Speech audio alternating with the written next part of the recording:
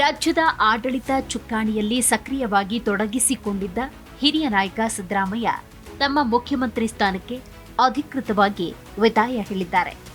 ರಾಜ್ಯದ ಅಭಿವೃದ್ಧಿಯಲ್ಲಿ ತಮ್ಮದೇ ಆದ ಕೊಡುಗೆ ನೀಡಿದ ಅವರು ಇದೀಗ ಹೊಸ ನಾಯಕತ್ವಕ್ಕೆ ವೇದಿಕೆ ಕಲ್ಪಿಸುತ್ತಿದ್ದಾರೆ. ರಾಜ್ಯ ರಾಜಕಾರಣದ ಧ್ರುವತಾರೆ ಕೆಚ್ಚೆದೆಯ ನಾಯಕ ಸಿದ್ದರಾಮಯ್ಯ ಅಧಿಕೃತವಾಗಿ ರಾಜೀನಾಮೆ ಸಲ್ಲಿಸಿದ್ದಾರೆ. ತಮ್ಮ ಮುಖ್ಯಮಂತ್ರಿ ಸ್ಥಾನಕ್ಕೆ ಅಧಿಕೃತವಾಗಿ ರಾಜೀನಾಮೆ ಸಲ್ಲಿಸುವ ಮೂಲಕ ರಾಜ್ಯ ರಾಜಕಾರಣದಲ್ಲಿ ಒಂದು ಶಕೆಯ ಯುಗಾಂತ್ಯವನ್ನ ಮಾಡಲಿದ್ದಾರೆ. ಹಿಂದುಳಿದ ವರ್ಗಗಳ ಆಶಾಕಿರಣವಾಗಿ, ಅಹಿಂದ ನಾಯಕರಾಗಿ ದಶಕಗಳ ಕಾಲ ನಾಡಿನ ಚುಕ್ಕಾಣಿ ಹಿಡಿದು ಜನಪರ ಯೋಜನೆಗಳ ಮೂಲಕ ಮನೆ ಮಾತಾಗಿದ್ದ ಸಿದ್ದರಾಮಯ್ಯ ಅವರ ನಿರ್ಗಮನ ಒಂದು ಯುಗದ ಕೊನೆಯನ್ನೇ ಪ್ರತಿಬಿಂಬಿಸುತ್ತೆ. ಈ ಅಧಿಕೃತ ರಾಜೀನಾಮೆಯೊಂದಿಗೆ ಕರ್ನಾಟಕದ ರಾಜಕೀಯ ಅಂಗಳದಲ್ಲಿ ನೂತನ ಪರ್ವ. ಇದು ಕೇವಲ ಒಬ್ಬ ನಾಯಕನ ನಿರ್ಗಮನವಲ್ಲ, ಬದಲಾಗಿ ಸಿದ್ದರಾಮಯ್ಯ ಅವರ ರಾಜಕೀಯ ಹಾದಿಯಲ್ಲಿನ ಒಂದು ಭವ್ಯ ಅಧ್ಯಾಯದ ಮುಕ್ತಾಯ. ರಾಜ್ಯದ ಅಭಿವೃದ್ಧಿಗಾಗಿ ಅವರು ಕೈಗೊಂಡ ಕಠಿಣ ನಿರ್ಧಾರಗಳು, ಜನರ ಕಷ್ಟಗಳಿಗೆ ಸ್ಪಂದಿಸಿದ ಅವರ ಆಡಳಿತದ ಶೈಲಿ ಇತಿಹಾಸದ ಪುಟಗಳಲ್ಲಿ ಅಚ್ಚಳಿಯದೆ ಉಳಿದಿದೆ. ಇದೀಗ ಅಧಿಕಾರದ ಹಸ್ತಾಂತರದ ಮೂಲಕ ಡಿಕೆ ಶಿವಕುಮಾರ್ ಅವರ ಸಾರಥ್ಯದಲ್ಲಿ ಹೊಸ ರಾಜಕೀಯ ಯುಗ ಉದಯಿಸಲಿದೆ.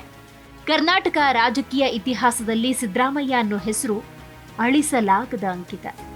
ಸಮಾಜದ ಕಟ್ಟ ಕಡೆಯ ವ್ಯಕ್ತಿ ಬದುಕಿನಲ್ಲಿ ಬೆಳಕು ಚೆಲ್ಲುತ್ತಾ ಉದಾತ್ತ ಧ್ಯೇಯದೊಂದಿಗೆ ಅಧಿಕಾರದ ಗದ್ದುಗೆ ಏರಿದ್ದ ಅಹಿಂದ ನಾಯಕ ಸಿದ್ದರಾಮಯ್ಯ ತಮ್ಮ ಮುಖ್ಯಮಂತ್ರಿ ಸ್ಥಾನಕ್ಕೆ ಅಧಿಕೃತವಾಗಿ ವಿದಾಯ ಹೇಳೋ ಮೂಲಕ ಅವರ ಅಭಿಮಾನಿಗಳಿಗೆ ನೋವುಂಟು ಮಾಡಿದ್ದಾರೆ.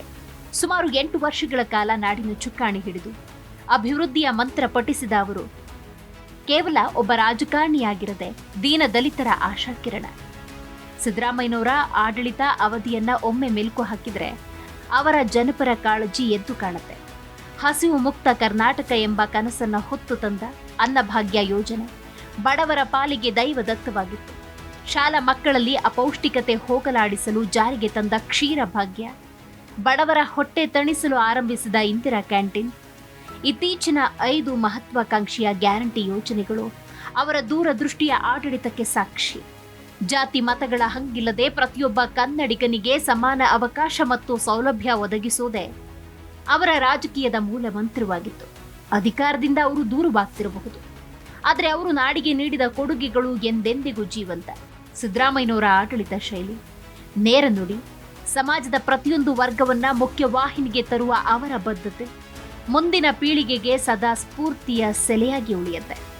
ಸಿದ್ದರಾಮಯ್ಯನವರ ರಾಜಕೀಯ ಜೀವನ ಶುರುವಾಗಿದ್ದು ಭಾರತೀಯ ಲೋಕದಳ ಬಳಿಕ ಜನತಾ ಪರಿವಾರದಿಂದ.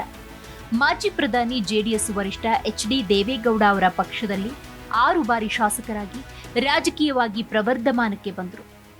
ಜೆ.ಎಚ್. ಪಟೇಲ್ ಸರ್ಕಾರದಲ್ಲಿ PGR Sindhia, MP Prakash, C ಬೈರೇಗೌಡರಂತಹ ಸಮಕಾಲೀನರ ನಡುವೆ ಅವರು ಉಪಮುಖ್ಯಮಂತ್ರಿಯಾಗಿ ಆಯ್ಕೆಯಾಗ್ತಾರೆ. ಇದಾದ ಬಳಿಕ 2005ರಲ್ಲಿ ಜೆಡಿಎಸ್ನಿಂದ ಹೊರಹಾಕಲ್ಪಟ್ಟ ಅಲ್ಪ ಕಾಲ ಬಿಟ್ಟರೆ ಎಂದಿಗೂ ಹಿಂತಿರುಗಿ ನೋಡಿಲ್ಲ. ಹೌದು, 1960 ಮತ್ತು 70ರ ದಶಕದಲ್ಲಿ ಕರ್ನಾಟಕ ಸಮಾಜವಾದದ ಪ್ರಮುಖ ಕೇಂದ್ರಗಳಲ್ಲಿ ಒಂದಾಗಿತ್ತು. ಡಾಕ್ಟರ್ ರಾಮ್ ಮನೋಹರ್ ಲೋಹಿಯಾ ಅವರ ಸಮಾಜವಾದಿ ತತ್ವಜ್ಞಾನ ವ್ಯಾಪಕವಾಗಿ ಪ್ರತಿಧ್ವನಿಸಿ ಸಿದ್ದರಾಮಯ್ಯನವರಂತಹ ಯುವಕರ ಮನಸ್ಸಿನ ಮೇಲೆ ಆಳವಾದ ಪ್ರಭಾವ ಬೀರಿತು. ಅವರು 1970ರ ದಶಕದ ರೋಮಾಂಚಕ ಜನ ಚಳವಳಿಗಳಲ್ಲಿ ಸಕ್ರಿಯವಾಗಿ ತೊಡಗಿಸಿಕೊಂಡು ರಾಜ್ಯದ ರಾಜಕಾರಣ ಮತ್ತು ಸಮಾಜದ ಮೇಲೆ ಅಪಾರ ಪ್ರಭಾವ ಬೀರಿದ್ದ ರೈತ ಮುಖಂಡ ಹಾಗೂ ಕರ್ನಾಟಕ ರಾಜ್ಯ ರೈತ ಸಂಘದ ಸಂಸ್ಥಾಪಕ ಎಂ.ಎನ್. ನಂಜುಂಡಸ್ವಾಮಿ ಅವರ ಆಪ್ತ ಶಿಷ್ಯರಾದರು. ಇಂಥ ಸಿದ್ದರಾಮಯ್ಯ ಕರ್ನಾಟಕದಲ್ಲಿ 8 ವರ್ಷಗಳ ಕಾಲ ಮುಖ್ಯಮಂತ್ರಿಯಾಗಿ ಸೇವೆ ಸಲ್ಲಿಸಿದ್ದಾರೆ.